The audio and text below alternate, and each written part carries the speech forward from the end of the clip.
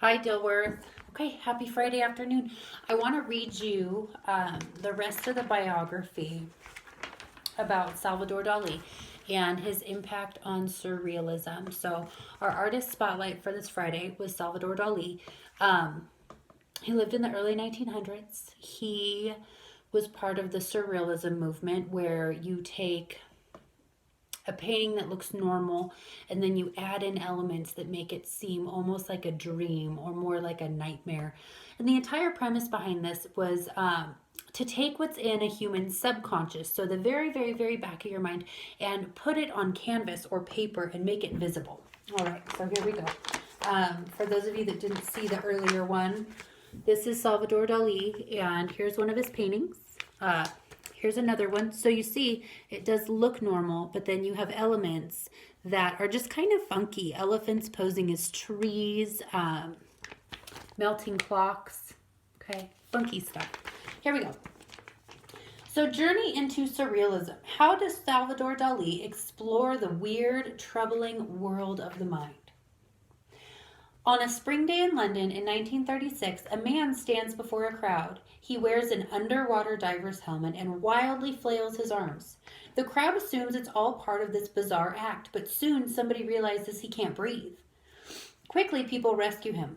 Salvador Dali wore the helmet during his performance as a symbol to show that his art developed from the bottom of the sea of subconsciousness, or the part of the mind that people are unaware of. Such dark and strange ideas were at the heart of surrealism. Surrealism emerged in the 1920s and 30s between the world wars. It began with a group of writers who were interested in dreams, the subconscious, and how the mind interprets reality. Soon artists started exploring surrealism too, and it was unlike anything they had ever seen before. Living in a dream. Born in 1904, Dali spent his summers on Spain's northeast coast. He attended school in Madrid and became an excellent draftsman. So a draftsman is somebody who draws up blueprints and plans, for buildings. In the late 1920s, Dali met other surrealist poets, writers, and painters, and he became obsessed with dreams. And he slept with a canvas next to his bed so he could record his dreams as soon as he woke up.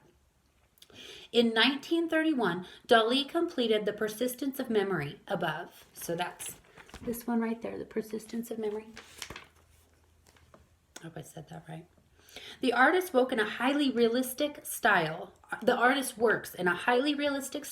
yet the painting's eerie subjects, melting clocks, swarming ants, and a distorted face that many believe is a self-portrait, in contrast to that realism. Today, experts believe that the landscape in the background is based on a coastal region where Dali spent most of his youth. So he took an idea, that people think he grew up there. That's what he saw every day. And then he twisted it a little to make it, match with his subconscious, which is kind of cool. In the early 1950s, Dali revisited his dreamscape in his The Disintegration of the Persistence of Memory. Here's some words. Geometric forms float across the fractured scene, and parts of the composition appear to be underwater. But how do these details contribute to a dreamlike world that Dali creates? The master of illusion. In Dali's 1937 Swans Reflecting Elephants, so that's that one there. The swans almost kind of get twisted up with the tree branches in the back, you look at it, super funky. I'd love to have a conversation with this dude. Swans float on a still blue lake as a tangle of menacing trees loom behind them. The reflection seamlessly transforms into a group of elephants. The swans' necks and wings form the elephants' trunks and ears, and the trees become their legs. By introducing brain teasers like this, and by using other unsettling visual techniques, Dali invites the viewer to look twice and ask questions. Is there a relationship between the swans and the elephants? I don't know. I guess only Dali would know that, but we can guess and stuff. Exploring the unexpected. Surrealistic art isn't limited to painting. In fact, Dali experimented with drawing, printmaking, sculpture, fashion, film, and advertising. Lobster Telephone below features two seemingly unrelated objects juxtaposed. That's like a $20 word right there. or paired together to create an unexpected arrangement.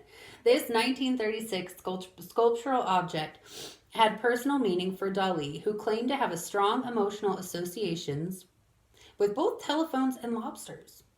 In this strange manner, he once said, "I do not understand why, when I ask for a grilled lobster in a restaurant, I am never served a cooked telephone." Because that makes a ton of sense, right? Anyways, like I said, he was a weird dude. How does Dali invite viewers to make connections between unrelated objects in each of his works shown here, and how does this relate to the subconscious? So yeah, Dali, strange dude. You get bored, Google him, look him up. He's got some other paintings. It's hot in here, Evan. Getting a little warm. You know, as I've taught you, you got to have opinions about art. It super matters. In my opinion, not a big fan of Dali. I mean, he's got talent, he's got skill, his lines are good, his color is good, but I don't like the vibe, you know, of his paintings. So go ahead, take a look at some of his pieces, and just like we would do in our art critique, like, how do you feel about it? What do you think? What's your opinion? You know, art is really just opinions and thoughts. Clearly this one had some interesting thoughts. I'd love to have dinner with him though. Anyways, miss you guys. Happy Friday. We'll check back in Monday. Have a fantastic weekend, and thanks for tuning in. Bye.